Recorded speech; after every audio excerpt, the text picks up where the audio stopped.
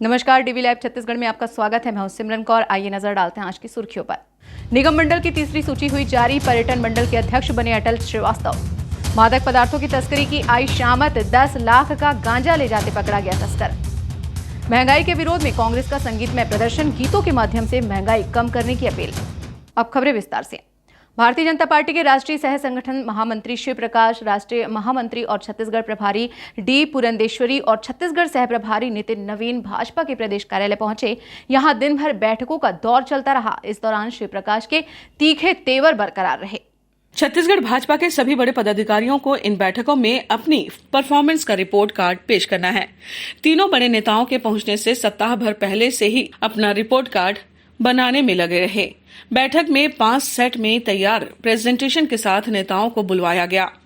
3 set Shiv Prakash, D Purandeswari और नितिन नवीन को दिए जाएंगे। बाकी 2 सेट प्रदेश अध्यक्ष और प्रदेश संगठन महामंत्री के पास रहेगा। इस सेट में मोर्चा प्रमुखों को बताना होगा कि उन्होंने अब तक कितनी नियुक्तियां की है, राजनीतिक तौर पर किस तरह की गतिविधियां रहीं, उनका क्या असर रहा। इससे अंदाजा लगाया जा रहा है कि खराब परफॉर्मेंस वाले नेताओं की छुट्टी कर दूसरों को अवसर दिया जाएगा। सूत्रों की माने तो तीनों ही बड़े नेता प्रदेश के हर इकाई के प्रमुखों से सीधे बात कर रहे हैं। आगे आने वाले दिनों में किस तरह से सरकार को राजनीतिक मुद्दों पर घेरे, इसकी रणनीति भी बन रही है। इस पर सवाल जवाब किया जाएगा। बैठक के पहले दिन मोर्चा प्रकोष्ठों, विभाग प्रभारियों की बैठक लेकर समीक्षा जारी की। खबरें हैं कि युवा मोर्चा को फिर फटकार पड़ी है। कार्यकारिणी के न बनने को लेकर राष्ट्रीय सह संगठन महामंत्री शिव प्रकाश ने 2 टूक सवाल किया कि विपक्ष के इस दौर में भाजपा जनता युवा मोर्चा की सक्रियता क्यों नहीं दिखती, कार्यकारिणी क्यों नहीं बनी। सवाल अल्पसंख्यक प्रकोष्ठ से भी हुए। हालांकि अल्पसंख्यक प्रकोष्ठ की कार्य योजना को सराहना मिली। अल्पसंख्यक प्रकोष्ठ की कार्य योजना है 777 दिन में 77 विधानसभा में घर घर संपर्क करेगा। लगभग 21 लाख परिवारों तक पहुंचने की यह कवायद बताई गई है। इस कार्य योजना को जल्द क्रियान्वित करने के निर्देश दिए गए हैं। इधर बैठक के बाद मीडिया से बातचीत करते हुए बीजेपी प्रदेश अध्यक्ष विष्णुदेव साय ने कहा कि राज्य सरकार को घेरने की रणनीति पर काम किया जा रहा है। सड़क पर उतरकर सरकार के खिलाफ आंदोलन तेज होंगे। सभी मोर्चा प्रकोष्ठ एक साथ आंदोलन करेंगे। साय ने कहा कि राज्य की भूपेश सरकार हर मोर्चे पर फेल हो गई है। 2023 के चुनाव में कांग्रेस सरकार का जाना तय है। इस लक्ष्य को पूरा करने के लिए निचले स्तर तक संगठन विस्तार के जरिए मजबूत किए जाने पर जोर दिया जा रहा है। छत्तीसगढ़ के निगम मंडलों की जंबो सूची निकाले जाने के बाद एक और सूची जारी की गई। इसमें बिलासपुर के प्रमुख कांग्रेस नेता अटल श्रीवास्तव को पर्यटन मंडल का अध्यक्ष बनाया गया है। इनके साथ ही इस लिस्ट में 21 कांग्रेस नेताओं को सदस्य और पदाधिकारी बनने का मौका मिला है। बिलासपुर कांग्रेस में लंबे समय से सक्रिय रहे अटल श्रीवास्तव का CSIDC या पर्यटन मंडल में आना तकरीबन तय था। मुख्यमंत्री भूपेश बघेल के खेमे से माने जाने वाले अटल श्रीवास्तव 2019 आम चुनाव में बिलासपुर संसदीय सीट से कांग्रेस के प्रत्याशी भी रहे हैं। इस समय वे प्रदेश महामंत्री की भूमिका में हैं। इससे पहले भी वे कांग्रेस संगठन में अलग अलग भूमिका निभा चुके हैं। बिलासपुर संभाग में उन्हें मुख्यमंत्री की कोर टीम का सदस्य माना जाता है। निगम मंडल की तीसरी सूची जैसे ही जारी हुई, बिलासपुर में खुशी की लहर दौड़ गई। यहां से अटल श्रीवास्तव के अलावा कांग्रेस जिलाध्यक्ष प्रमोद नायक की नियुक्ति सहकारी बैंक बिलासपुर के अध्यक्ष के रूप में हुई है। इन 2 प्रमुख नेताओं की नियुक्ति के बाद कल देर शाम बिलासपुर शहर में रैली निकाली गई। दोनों नेताओं का पूरे शहर में जगह जगह स्वागत हुआ और इन्हें बधाइयां मिलती रहीं। कांग्रेस की इस तीसरी सूची में बालम चक्रधारी को माटीकला बोर्ड का अध्यक्ष बनाया गया है। इसके अलावा क्रेडा मछुआ कल्याण बोर्ड और राज्य पिछड़ा वर्ग आयोग में भी नियुक्तियां की गई हैं। कोरबा जिले में नए पुलिस कप्तान के नेतृत्व में जिले की पुलिस अवैध कारोबारियों को निशाना बना रही है। यहां की रामपुर पुलिस ने 10 लाख रुपए कीमती गांजे के साथ एक आरोपी को गिरफ्तार किया है। आरोपी के पास से 1 क्विंटल गांजा बरामद हुआ है। नए पुलिस अधीक्षक भोजराम पटेल ने जिले में पदस्थापना के दौरान ही अपनी प्राथमिकता में औद्योगिक जिला कोरबा में अवैध कारोबार एवं कारोबारियों के विरुद्ध कार्रवाई करने की मंशा जता दी थी, जिसको अमली जामा पहनाने के लिए वह पुलिस अधिकारियों, थाना चौकी प्रभारियों की बैठक लेकर उन्हें आवश्यक दिशा निर्देश देते आ रहे हैं। सभी जगह चौकसी बढ़ाने के साथ साथ पुलिस की विशेष टीम जिले की सभी सीमाओं पर निगरानी रख रही है। इसी कड़ी में कोरबा पुलिस को एक और बड़ी कामयाबी मिली है। रामपुर पुलिस को मुखबिर के जरिए सूचना मिली कि एक स्कॉर्पियो वाहन में गांजा का परिवहन जांजगीर जिला से रिजदी चौक होते हुए पेंड्रा की ओर किया जाएगा। इसके बाद थाना प्रभारी कोतवाली विवेक शर्मा के मार्गदर्शन में चौकी प्रभारी रामपुर, उप निरीक्षक मयंक मिश्रा के नेतृत्व में टीम गठित कर रिजवी चौक के पास घेराबंदी की गई। इस दौरान संबंधित नंबर की स्कॉर्पियो वाहन पहुंची, जिसकी जांच करने पर वाहन में कुल 101 किलोग्राम मादक पदार्थ गांजा बरामद हुआ, जिसकी कीमत 10,13,800 रुपए आंकी गई। आज हमारी पुलिस टीम को गांजे के क्षेत्र में बहुत बड़ी सफलता मिली। कोतवाली थाना क्षेत्र में हमें इसकी सूचना मिली थी। सूचना मिलने के पश्चात में कोतवाली थाना अपने जितने भी जीओस थे, कीर्तन और अपने योगेश, इन लोगों के दिशा निर्देश इंस्ट्रक्शन में हम लोगों ने मयंक और थाना प्रभारी कोतवाली की एक टीम बनाई।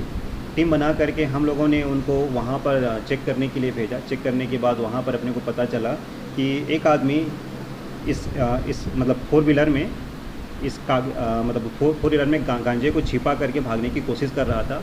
घेराबंदी करने के पश्चात में हम लोगों ने उसको पकड़ा और उसको हम लोगों ने पूछताछ किया। बाद में उसको तौलने पर हमें पता चला कि गांजे की जो मात्रा थी लगभग 101 था, 101 केजी था।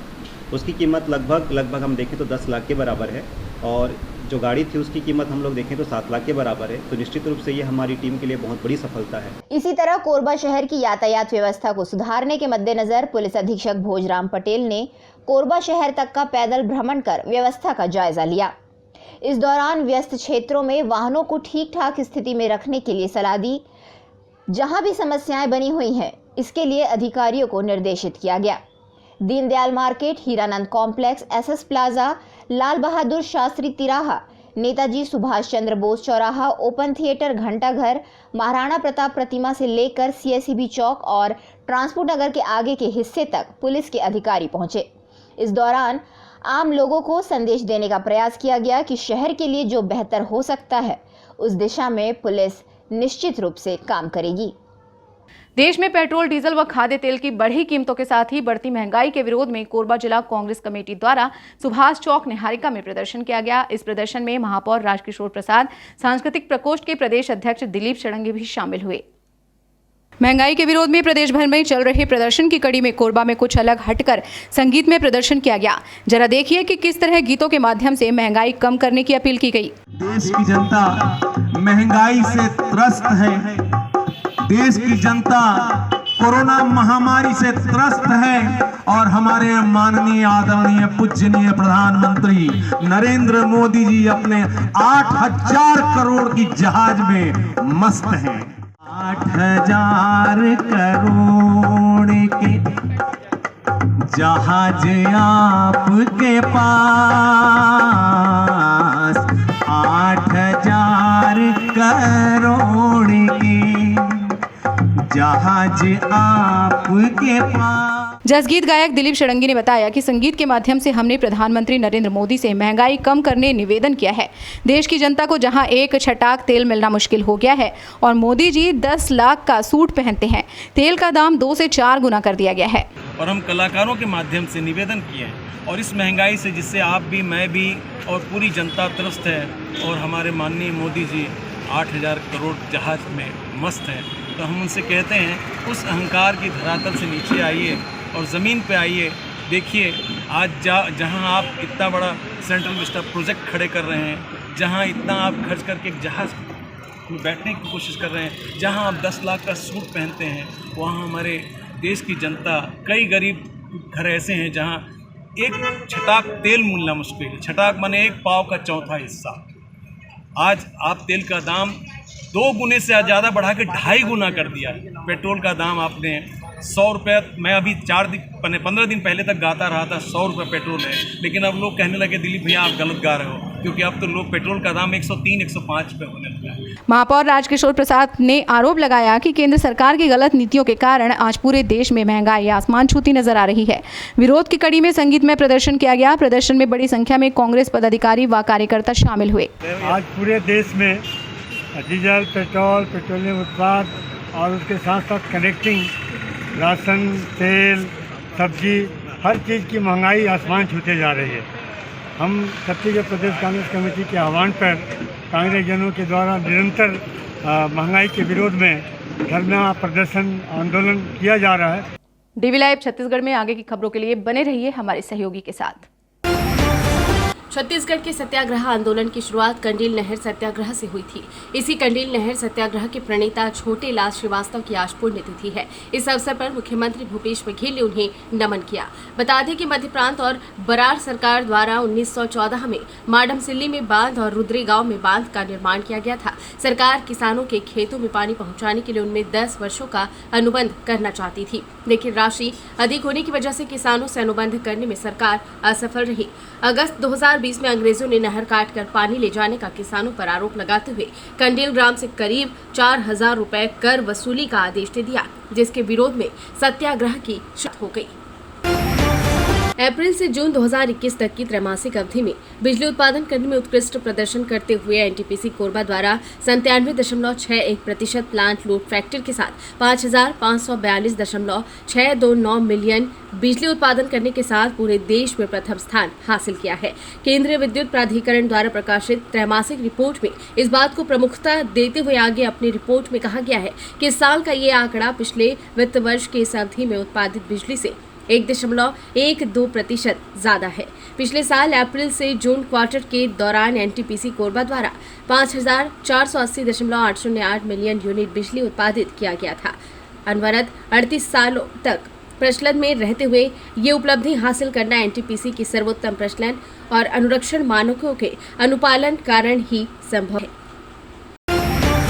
छत्तीसगढ़ प्रदेश कांग्रेस कमेटी संचार विभाग के सदस्य और वरिष्ठ प्रवक्ता आरपी सिंह ने एक बयान जारी करके कहा है कि छत्तीसगढ़ में शराबबंदी के नाम पर घड़ियाली आंसू बहाने वाले डॉक्टर रमन सिंह और भारतीय जनता पार्टी के नेता अब ये बताया कि भाजपा शासित गुजरात में शराबबंदी लागू होने के बावजूद सरकारी होटल में शराब बेचने का फैसला क्यों लिया गया।